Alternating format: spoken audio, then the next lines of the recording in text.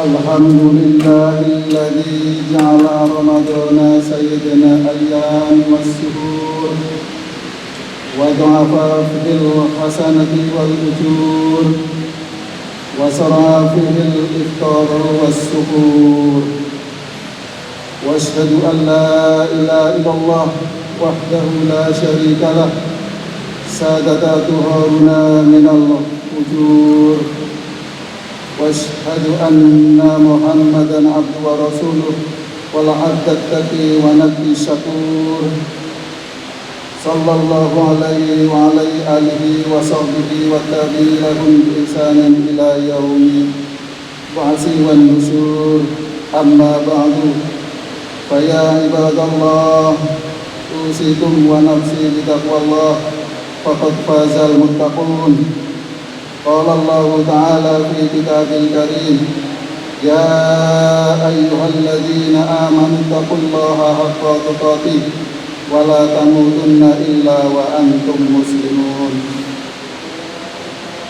Ma'asyiral muslimin rahimakumullah.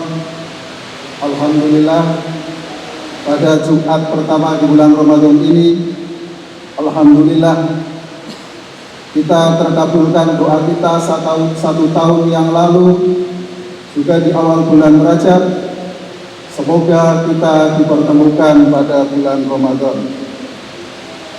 Juga pada kesempatan kali ini tidak henti-hentinya, marilah kita meningkatkan ketakwaan kita kepada Allah dengan menjalankan perintahnya serta menjauhi larangan-larangannya. Ma'asyiral muslimin rahimakumullah, di antara keutamaan Ramadan adalah Allah menjadikannya sebagai bulan ampunan. Melalui Ramadan, setiap orang bisa membersihkan dirinya dari dosa-dosa. Namun sayangnya, tidak semua memiliki kesadaran terhadap dosa yang telah dilakukannya. Mereka tidak menghiraukan bulan Ramadan sebagai kesempatan membersihkan dirinya dari dosa-dosa. Terhadap orang-orang yang seperti ini, Rasulullah memberikan peringatan yang sangat keras.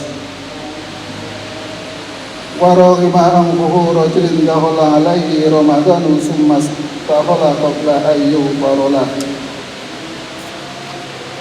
Dan celakalah seorang yang bulan Ramadan menemuinya, kemudian Ramadan itu berakhir sedangkan ia belum mendapatkan ampunan. Hadis riwayat Tirmidzi. Tentu kita tidak ingin menjadi hamba-hamba Allah yang celaka. Kita sangat berharap Ramadan yang kita lalui benar-benar bisa membersihkan diri dari dosa-dosa.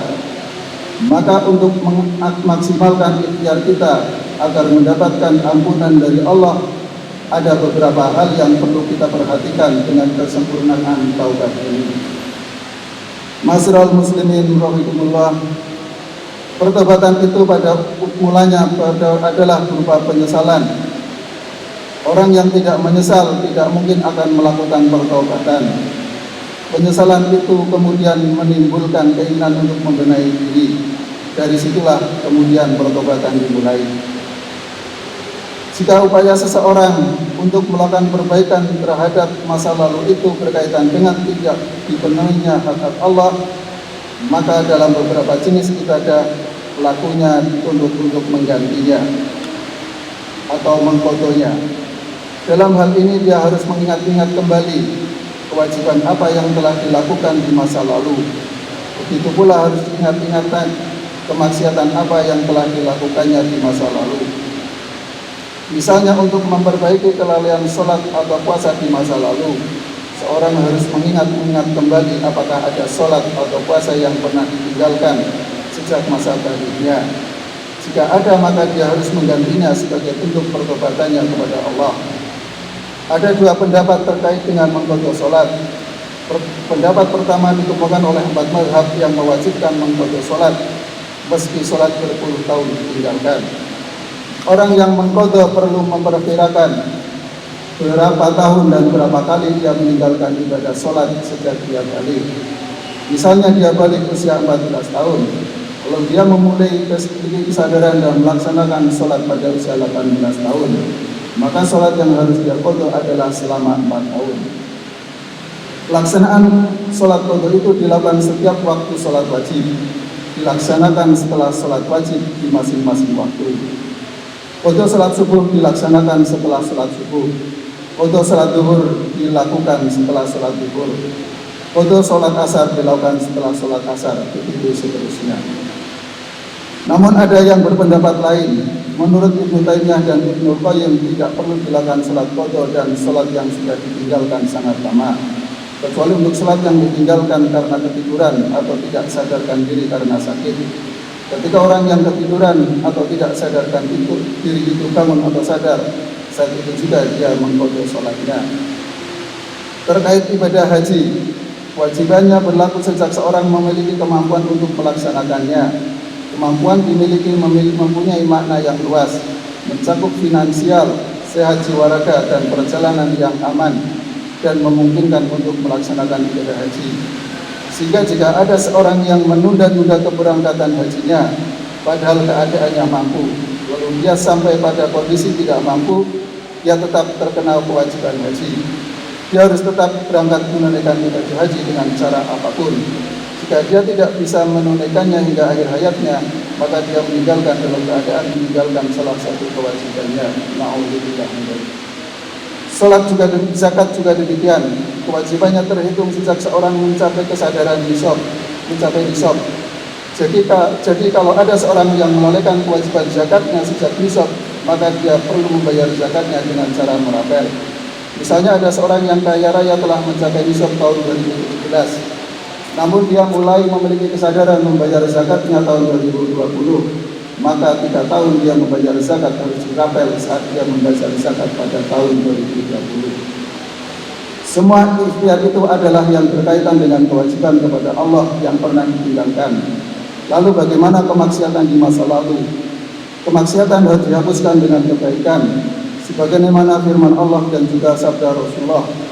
Bismillahirrahmanirrahim. Innal hasanati yudhibna yasayati. Perbuatan-perbuatan baik itu menghapus kesalahan-kesalahan. Quran surat ayat 114. Wa tadbi sayyi'ata hasanata taquha. Iringalah keburukan itu dengan kebaikan. Niscaya kebaikan itu akan menghapus keburukan. Hadis riwayat Tirmidzi. Penghapusan dosa kemaksiatan dan kebaikan itu perlu diupayakan dengan kebaikan yang berlawanan dengan kemaksiatan yang pernah dilakukan. Misalnya kemaksiatan minum khamr dihapuskan dengan sedekah air mineral yang dia sukai. Kemaksiatan mata karena melihat yang diharamkan dihapuskan dengan membaca Al-Quran dan buku-buku. Kemaksiatan telinga karena mendengarkan yang diharamkan dihapuskan dengan mendengarkan bacaan Al-Quran, ceramah dan sebagainya. Itu semua dilakukan sebagai pertobatan kepada Allah atas kesalahan terhadap hak Allah. Adapun kesalahan yang dilakukan terhadap manusia lainnya perlu upaya tambahan. Selain meminta ampun kepada Allah, dalam kasus ini tidak cukup hanya meminta ampun kepada Allah, tetapi juga harus memenuhi hak-hak manusia yang terkait dengan kesalahan yang dilakukannya. Ma'asyiral muslimin rahimakumullah. Kesalahan terhadap orang lain secara umum biasanya meliputi persoalan nyawa, harta, dan kehormatan atau hati. Masing-masing memiliki ketentuan dan tata caranya untuk menyempurnakan taubat.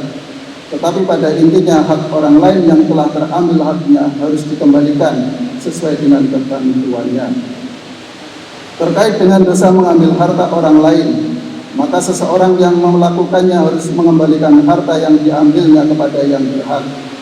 Perilaku mengambil harta orang lain ini bisa berupa pencurian atau penipuan. Tidak terampuni dosa orang yang pernah mencuri atau menipu jika hingga akhir hayatnya dia tidak bisa mengembalikan harta orang lain yang telah diambilnya. Dalam hal dosa yang dilakukan karena menjatuhkan kehormatan seorang, maka orang yang melakukannya harus meminta maaf kepada yang bersangkutan. Jika menyakiti hati seseorang karena perkataan atau perilaku, maka yang melakukannya harus mendapatkan maaf dari orang yang disakitinya. Dalam hal ini tidak ada artinya memohon kepada Allah, tapi tidak jika belum ada maaf dari orang yang pernah disakiti. Itulah beberapa hal yang bisa kita upayakan dalam menyempurnakan pertobatan kita. Mudah-mudahan Allah berkenan menerima perbuatan kita. Sebab dosa-dosa itu, kata Imam Al-Ghazali, adalah beban yang menyebabkan seseorang sulit untuk beribadah. Oleh sebab itu, jika kita merasa sangat berat dan malas untuk beribadah, tampaknya kita perlu curiga. Jangan-jangan dosa kita terlalu banyak dan belum ditaubati. Maka mari segera menempuh ampunan Allah agar kita menjadi bersih dan bisa melaju kencang dalam ketaatan dan ibadah kepada Allah, utamanya di bulan Ramadan. Barakallahu wa lakum fi Qur'anil azim wa nafini iyyakum bima fihi minal ayati wa dzikril hakim. Aku lihada wastaghfiruhu innahu huwal ghafurur rahim.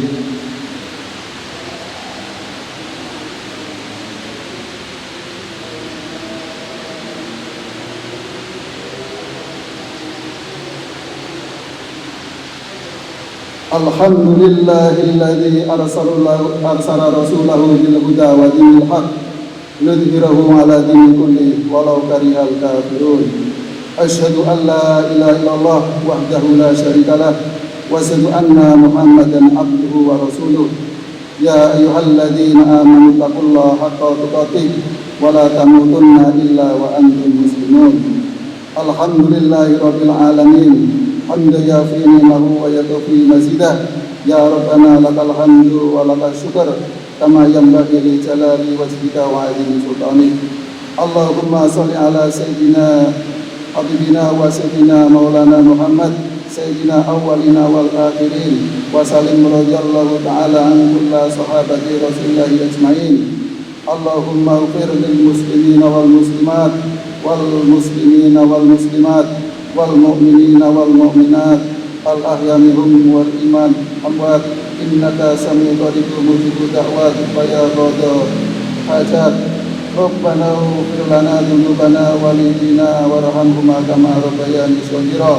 Allahumma sahhih lana dinana alladhi huwa ismatuna amrina wahsin lana dunyana wa atina fiha ma'ashina waslih lana ajritana allati ila bina ma'aduna waj'alni hayata ziyadatan lana fi kulli khair waj'alni mauta rahatan lana min kulli syarr. Allahumma ij'alni qur'anan lana fi dunya qarina wa fi qabri munisa fil qiyamati syafi'ina ala sarati nura wa ilal jannati wa fi wa minal nari satra wa hijaba. Allahumma inna na'udzubika min ilmin la wa min qalbi la yaswa wa min nafsi la tasba wa min du'a'i la tastahfidulah. Allahumma aslah sababa muslimin wa kulladhi imana wa zanahu fil qulubihim wa arahu ilaihim kubra wal fusuqa wal isyan waj'allahu bina rasidina bi rahmatika ya arhamar rahimin. Subhana rabbika rabbil izzati amma yasifun wa salamun ala mursalin walhamdulillahi rabbil alamin. Wassalamualaikum warahmatullahi wabarakatuh.